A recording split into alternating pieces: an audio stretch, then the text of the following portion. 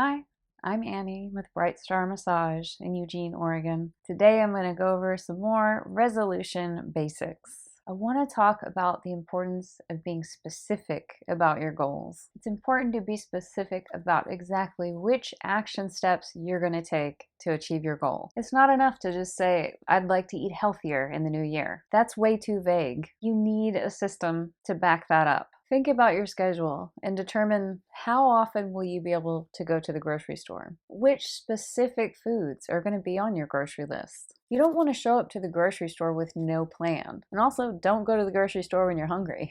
And what are you going to do on the days when you feel really tired and you don't have a plan for dinner and you don't know what to cook and you don't really feel like cooking? Is there some kind of a compromise or backup plan that you can use on those kinds of days? I mean, maybe in general you want to make a lot of your own meals fresh, but sometimes you know you won't have time. What's the compromise? Is there maybe some quick and easy frozen dinner that you can have on hand that's pretty healthy? It's totally fine to make these compromises, but it's a really good idea to have it planned out, to decide ahead of time what you will and won't do as you're trying to achieve your goal. Have a plan for what you're going to do at potlucks or other social gatherings. What are you going to do if you're in a social situation at a restaurant? You need to go out and eat at a restaurant. What's your plan for restaurant eating? You might decide that you're going to eat healthy 90% of the time, but you realize that social situations and obligations to go to restaurants are going to come up, and you're going to just give yourself a free pass for those times, that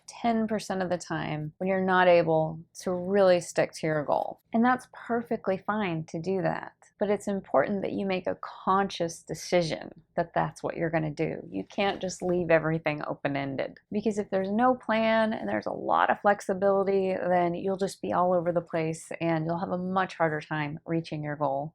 James Clear said, we don't rise to the level of our goals, but we fall to the level of our systems, or something to that effect. And that's what he means, that it's not enough to just have lofty goals. You need to have a system and a specific action plan to support those goals and back them up. So get out a piece of paper and start making a list, start making plans, or use an app, whatever you have to do. Get organized and decide ahead of time what you will and what you won't do as you're on your way to achieving your goal.